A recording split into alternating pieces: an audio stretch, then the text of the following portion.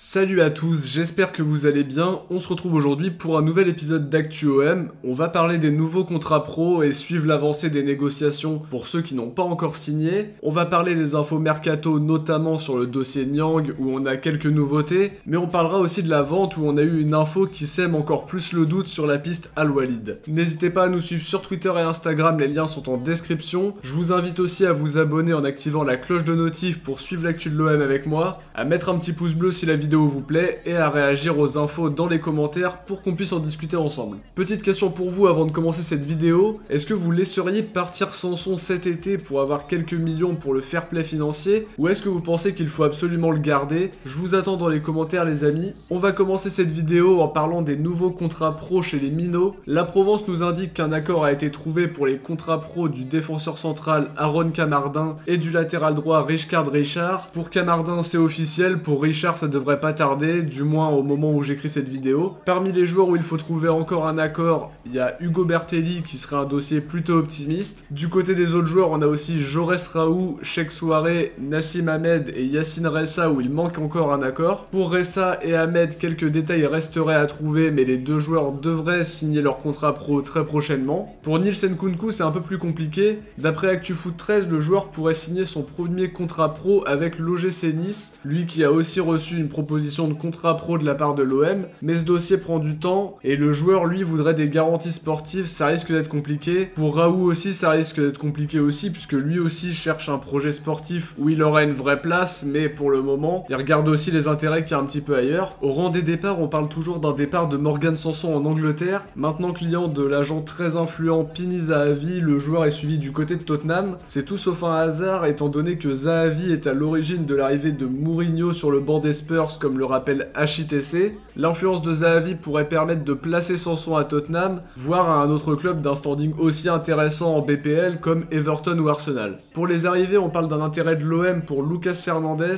D'après Ojogo, alors on sait que depuis l'arrivée d'AVB sur le banc de l'OM, le club est attentif aux bons coups à réaliser au Portugal. Le milieu de 22 ans de Portimonense aurait même fait l'objet d'une offre de 7,5 millions de la part de l'OM, offre qui aurait été refusée par les Portugais qui auraient mis en place une clause libératoire de 40 millions dans le contrat de Fernandez.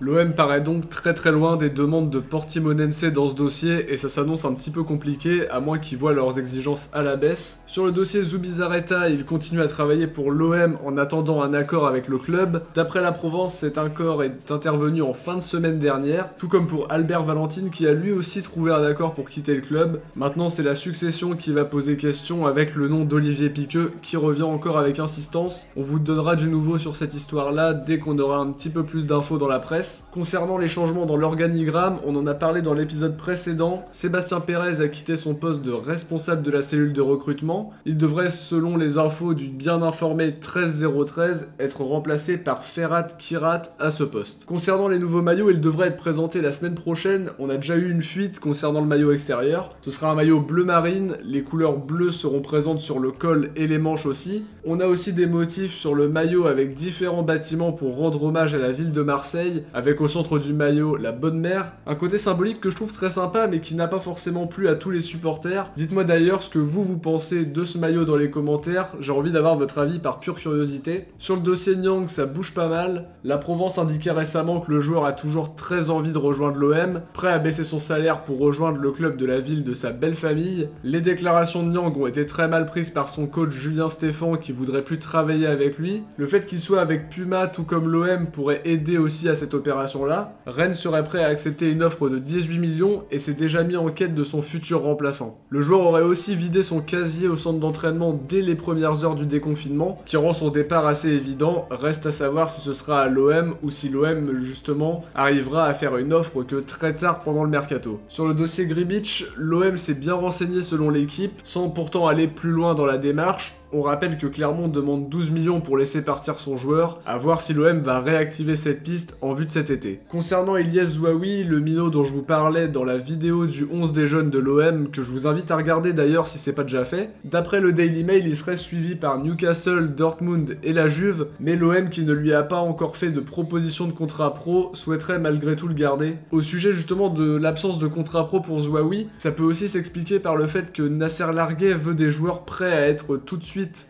capable d'apporter quelque chose en équipe 1, ou au moins de gratter un petit peu de temps de jeu par-ci par-là. Et pour Zouaoui, ça risque de prendre un petit peu plus de temps. On espère en tout cas que ça se fera, puisque ce joueur, je pense, a un réel potentiel à exploiter au club, mais aura peut-être besoin de jouer un petit peu en équipe réserve avant tout ça. Sur la vente du club qui a beaucoup animé les débats ces derniers temps, surtout avec la rumeur qui mène au Saoudien Al-Walid bin Talal, on a eu du nouveau et d'après la Provence qui a joint des proches du prince saoudien, McCourt n'est pas vendeur, comme ça a été répété plusieurs fois, et en plus de ça, Al-Walid ne serait pas intéressé par l'achat du club, même si McCourt était vendeur justement. D'après le quotidien, si McCourt décide de vendre le club, ce serait plutôt à un fonds d'investissement ou à un entrepreneur du style Radcliffe à Nice par exemple. La rumeur Al-Walid donc elle tombe à l'eau et d'après ce qu'on comprend, ça relevait plus du fantasme que de la réelle information. Petite question pour vous, est-ce que vous croyez toujours à une vente du club? Personnellement, je pense que ça pourrait se faire dans les années à venir. Il sera forcément question d'une vente à un moment ou à un autre, que ce soit dans quelques mois ou dans plusieurs années. Mais aujourd'hui, McCourt a l'air plutôt de vouloir remettre le club sur de bons rails,